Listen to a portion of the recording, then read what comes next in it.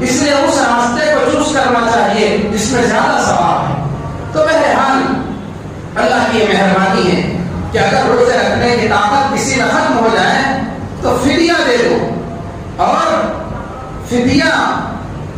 دینا صرف ان کے لیے ہے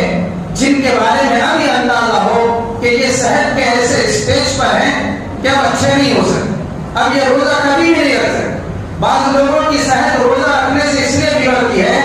کہ گرما کا موسم ہے مثال کے طور پر، تو موسم بھی سخت ہے اور دن لمبا ہے، لیکن اگر وہ سرما کے موسم میں روزے رکھنا چاہے تو رکھ سکتے ہیں، تو پھر ایسے لوگوں کا فدیے سے کام نہیں چلے گا، ان کو تو روزہ رکھنا ہی ہے ہر حال میں۔ ہاں وہ لوگ جو اپنی صحت کو کھو چکے ہیں یا ایسا مرض لاحق ہو گیا ہو کہ اب ٹھیک ہونے کی امید نہیں ہے، تو ویسے لوگ فدیہ دیں۔ آج کل آلسی بڑا زیادہ ہو گیا کہ جس کے پاس بھی چار پیسے ہیں تو وہ یہ سمجھ نہیں کہ روزے رکھنا کس کو ہاتھ ہوگا، بس تھوڑا سا فدیہ دے لیے، کام چلا لیے تو ان کا فدیہ قبول نہیں ہوگا، بلکہ فدیے کے بارے میں ایک کنڈیشن ہے کہ جس کو فدیے کی اجازت ملی ہو، چاہے وہ دیندار تجربے کار ڈاکٹر کے مشورے ہی سے یا ان کے اپنے بار بار کے روزہ رکھ کے صحت کے بارے میں تجربہ کرنے سے کہ بہت زیادہ بگڑ رہی ہے، قابو میں نہیں رہ رہی ہے، تو ان کے لیے بھی حکم یہی ہے کہ جب صحت لوٹ آئے اللہ کی طرف سے اور حالت بہتر ہو جائے تو جو فدیہ دے چکے ہیں وہ صدقہ شمار ہوگا، اب پھر روزوں کی قضا کر کے ہی اس کی تلافی کرنا پڑے۔ تو بہرحال فدیہ مالدار لوگ اس کو چور دروازہ نہ بنا لے کہ بس پیسہ کچھ خرچ کر دیں گے اور ہم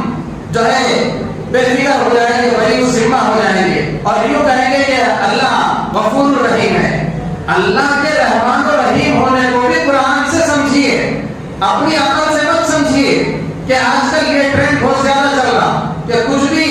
شریعت کی لاپرواہی کر دینا اور بولنا اللہ غفور الرحیم ہے، اللہ معاف کرنے والے ہیں۔ ایسا نہیں ہے، بلکہ اللہ آلریڈی رحمان و رحیم ہے، اب آپ اس کو اس کی حد میں رکھیے، حد سے آگے مت لے جائیے، اپنی طرف سے مت بنائیے۔ اللہ خود قرآن میں فرمانے کو کتنے رحمان و رحیم ہے، نبی بتا رہے ہیں، تو اللہ کو رحمان و رحیم جو قرآن میں سمجھایا گیا اسی کے مطابق سمجھیے، اپنی طرف سے کوتاہی کر کے اور لاپرواہی کر کے یہ نہ سمجھے۔ اللہ کی مہربانی ہی ہے کہ کوئی بندہ اگر روزے میں بھولے سے کھا لے اور پی لے، پیٹ بھر کھا لے تو بھی اس کا روزہ نہیں ٹوٹتا، اس لیے کہ بھول کو شریعت میں معاف قرار دیا گیا۔ اور حد تو یہ ہے کہ یہاں تک لکھا ہے فقہاء نے کہ اگر کوئی بھوکے شخص کو رمضان کے روزے میں کھاتے ہوئے اور پیتے ہوئے دیکھیں تو ٹوکنے اور یاد دلانے سے پہلے 1 منٹ کے لیے سوچے کہ وہ بیچارے کی جسمانی کنڈیشن کیسی ہے، بہت زیادہ تھکا ہوا ہے اور حالت اس کی بہت خراب ہے، تو پہلے کھا لینے دے، پہلے آرام سے پی لینے دے، پھر اس کے بعد اسے یاد دلائے کہ آپ کا روزہ نہیں ہے آج۔ تو یہاں تک شریعت میں گنجائش ہے، اور اس کھانے اور پینے کو کہا گیا فَإِنَّمَا أَطْعَمَهُ اللَّهُ وَسَقَاهُ، اللہ نے کھلایا ہے اور اللہ نے پلایا ہے، لہٰذا اس پہ کوئی پکڑ نہیں ہے۔ تو اللہ تبارک و تعالیٰ اس قدر مہربان ہے، اللہ کی مہربانیوں سے فائدہ اٹھائیں کہ جو بیمار ہو چکے ہیں تو فدیے کے ذریعے سے کہ اس اناج کی شکل میں یا قیمت کی شکل میں دے یا پھر کسی مسکین کو 2 وقت کا پیٹ بھر کھانا کھلائیں ایک روزے کی طرف سے، یہ اس کا فدیہ ہو جائے۔ اور یہ بھی نہیں کر سکتے ہیں تو آخری درجے میں استغفار کرتے رہیں، اور یاد رکھیں اپنی صحت کے زمانے میں جو اچھی طرح سے روزے رکھ رہے ہوں اور پھر کوئی عذر پیش آ گیا ہو تو وہ سب اللہ کی طرف سے ہر حال میں اللہ سے راضی رکھنا ہے۔ اللہ کی مہربانی یہ ہے کہ جو تندرستی کے زمانے میں جو کچھ نیک کام کرتے تھے،